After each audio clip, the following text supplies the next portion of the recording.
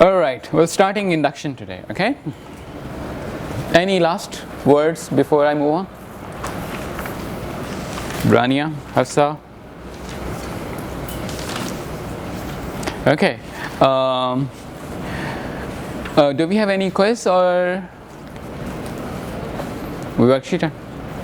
Okay, let's see. Here's the problem. How are we going to solve this problem? We kind of solved this problem a couple of weeks ago.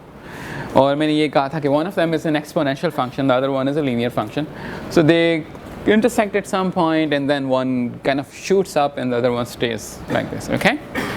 The thing is, वो काफ़ी हद तक hand wavy था, okay? It's not a formal proof to say कि ये ऐसे हो रहा है, okay? If you were to prove this, how would you go about it? You want to prove this statement which says that 2 raised to power n is always more than 3n, where n is larger than 4. There are infinitely many values of n. How would you prove it?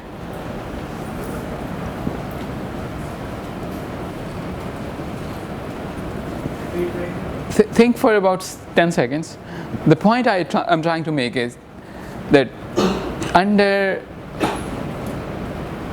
the hammers or tool set we currently have, it's super hard to think of a proof for this statement. Okay? Let me show you another example. How about this one?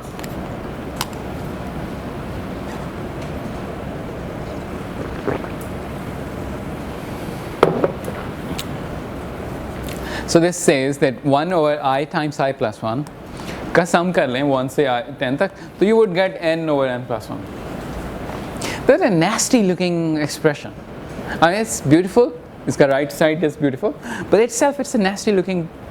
I mean, it has nothing to do with what's written on the right side. You know?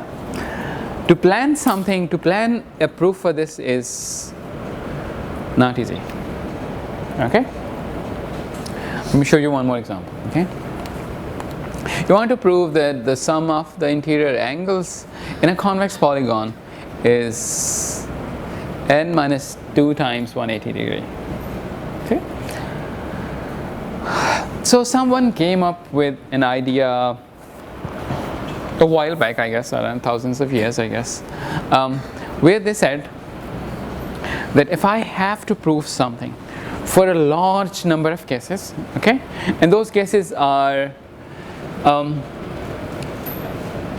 kind of indexed by natural numbers, okay, जैसे यहाँ पे है, okay, यहाँ पे n is a natural number. I will try to prove it for n is equal to 3, I'll try to prove it for n is equal to 4, and so on.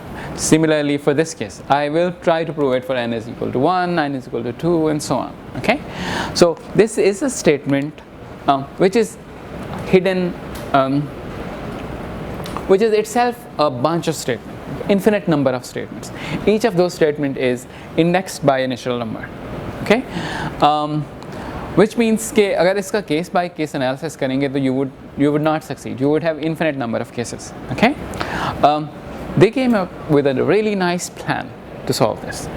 And the plan was prove the statement for the first possible value of n that makes sense, okay. That's the easy part, okay. So for example, यहाँ पे the statement is saying that prove that for any positive integer n, this is true. What's the smallest value of an n for which this statement makes sense? 1, okay. So you would prove it for 1. That should be super easy. Most of the times this is super easy, okay. The second part is interesting. The second part says you will assume that the statement is true for an arbitrary integer, okay, and then using that assumption you will prove it the statement is true for the next integer, and then you would stop. This would complete the proof of the statement for all possible integers. Okay, let me say this again because this is the punchline. If you understand this, you understand induction, and induction is probably the greatest tool that you are going to learn in this class. So you prove the statement for the smallest possible integer for which it makes sense, okay. That part should be easy, okay. अब अगर आप case by case analysis करते, you would prove it for the next possible integer and the next possible and the next possible, okay. He said forget about it, okay. Assume that the statement is true for an arbitrary integer. Okay, don't fix that integer. That is an arbitrary integer.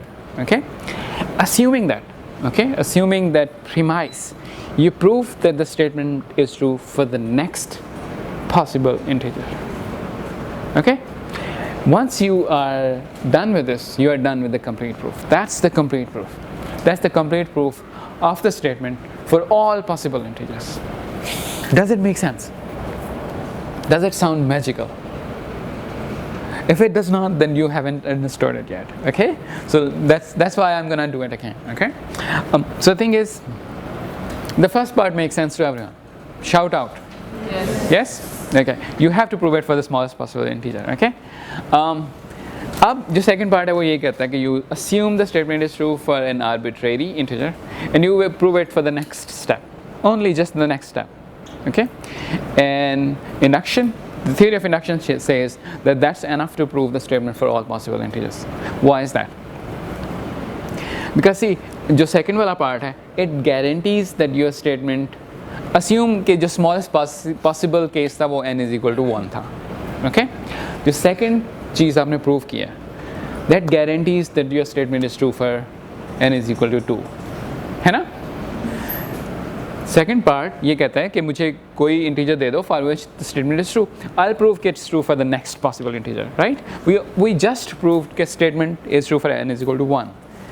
वो assumption लेके we can show that it's true for n is equal to 2. Okay? But we have just proved that the statement is true for n is equal to 2, right? We can move to the next step. Okay? Which means that we can continuously do it for all possible integers. And that's it. That proves the statement for you. Okay? For how many people it sounds magical at this point? Okay, okay. Okay, pressure में आ रहे हैं आप लोग. Okay? It's okay. We'll see examples. And if it does not make sense, so I'll dig more into it. Okay? Induction takes some time.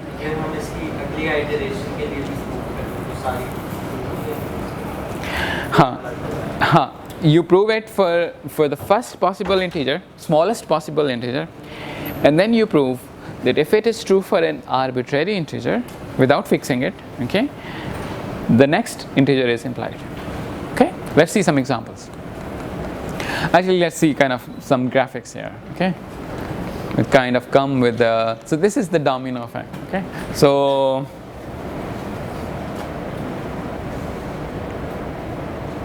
yeah, so you have to push the first domino. Okay?